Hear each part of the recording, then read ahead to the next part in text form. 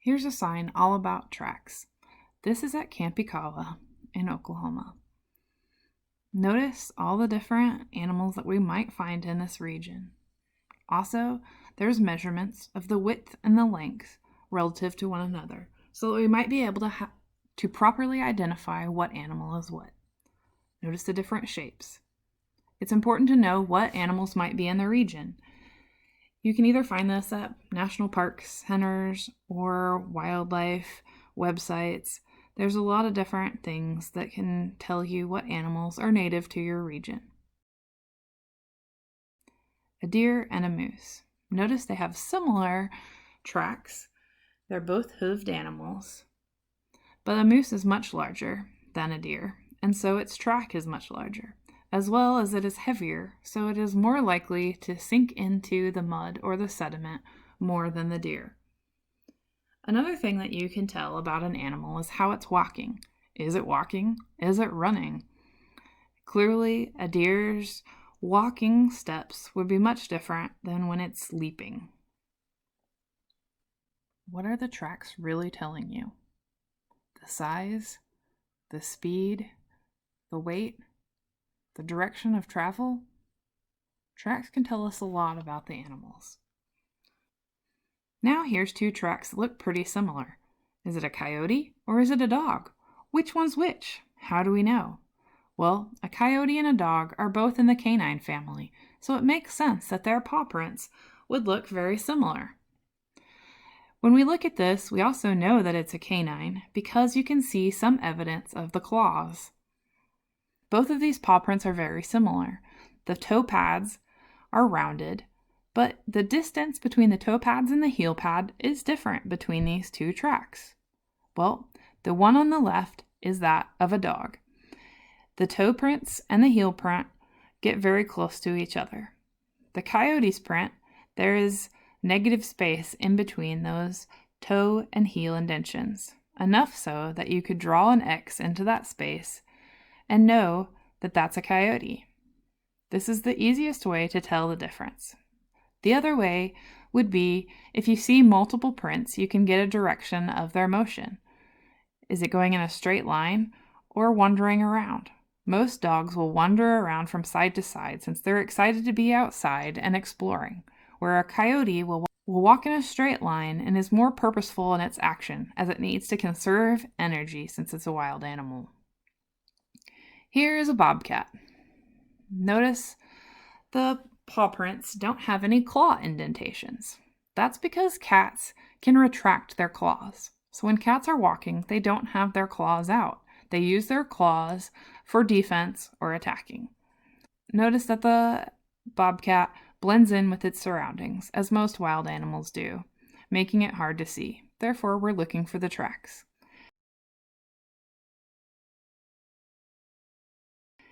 Now, this guy is a possum, and he's in the rodent family. And that's why there are 5 toes present. Rodents, you'll see 5 toes, where we only saw 4 with cats and dogs. Now notice with the possum and rodents, their foreleg and their hind leg generally leave different tracks. You'll notice with the possum that his toes stick out very wide and have a lot of space in between them. I always wondered when I saw these, do they really walk like that? But this print and this picture indicates and shows you that their toes really do stick out like that, and he walks like that. What makes the possum's paw print most recognizable is his back foot, and you'll see how that thumb stretches out to the side much more dramatically than all the other ones.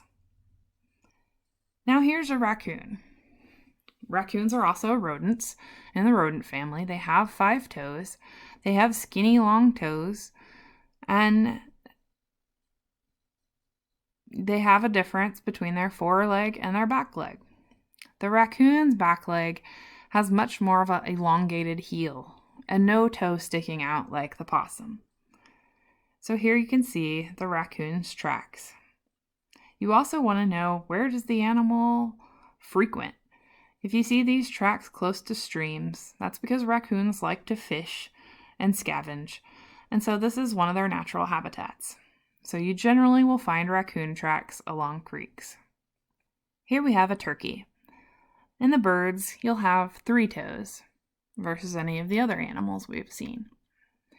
Here, turkeys generally tend to have multiple birds in one grouping, and so you'll see a lot of tracks going on top of each other in different directions. The turkey I also put a print of the turkey down in the bottom left in just dry sand.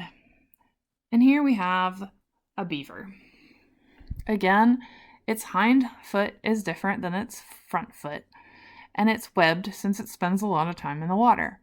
You generally don't see indications of the webbing in the track, but you can see slight indents of pressure, and so you might be able to infer that there is some webbing in between those back toes.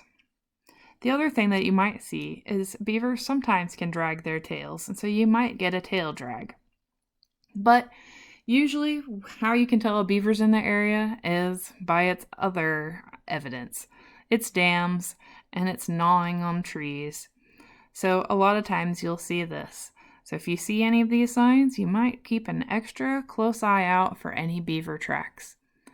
Now, what animal could have made this track? Well, I see 3 toes, so maybe a bird. But what could have done that little snake-like motion? I wonder if it is a snake. Well, it could be a snake that's made that winding, slithering motion, perhaps. And then those 3 toes, I'm going to guess a bird, maybe a turkey. Well, maybe we need to consider where we are. This isn't in my backyard. So this place, there's no snakes and there's no turkeys. So what could it be? Well, we're in an area that's really cold.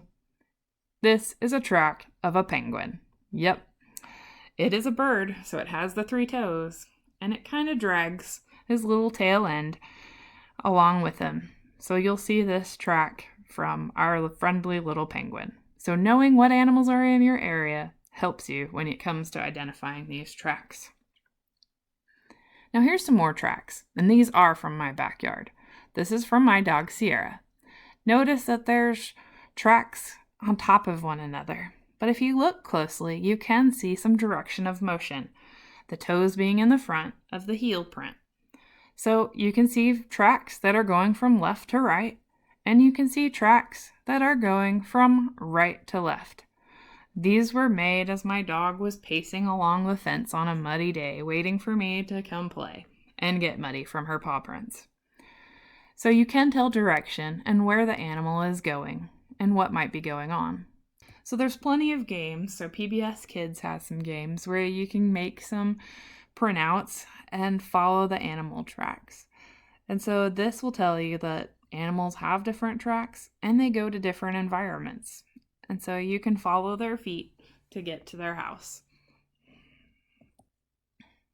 Last but not least, Girl Scouts Western Oklahoma has a new camp, Camp Trevera. And along the path, you'll find multiple tracks that we've put into the cement. So I challenge you to go visit your camps, visit your hiking spots, and find all of these tracks and animals. So if you come to Trevera, you can find deer, crow, and even a dinosaur. So enjoy hunting for tracks and see what the animals can tell you. Have fun, be safe, and enjoy your hike.